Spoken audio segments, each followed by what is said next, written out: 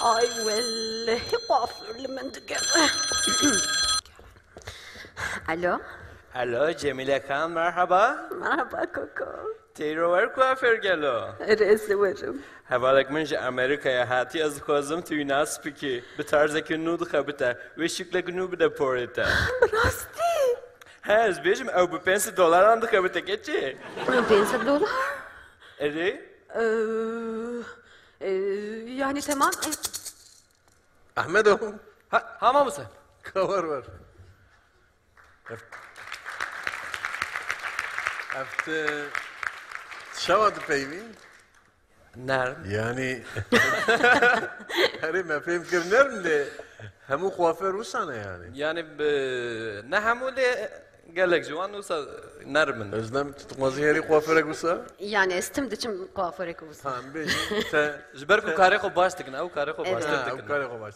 Baş em bejin mesela te İstanbul'e yeki usadit yeki usadit em bejin.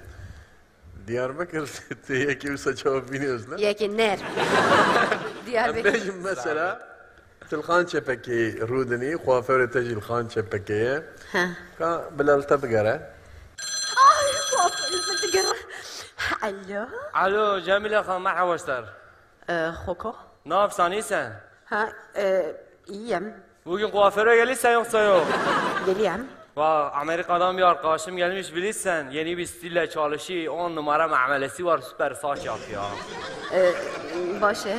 Yani ama $500 çalışıyor onu da söyleyeyim borca yok. Yani borca yapacaksan hiç gelme sonra bana girin. Ha.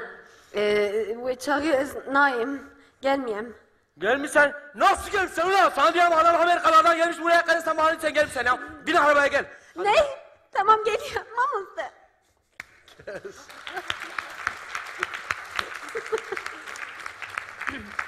تكرم هري باقوا فرق No, it's not.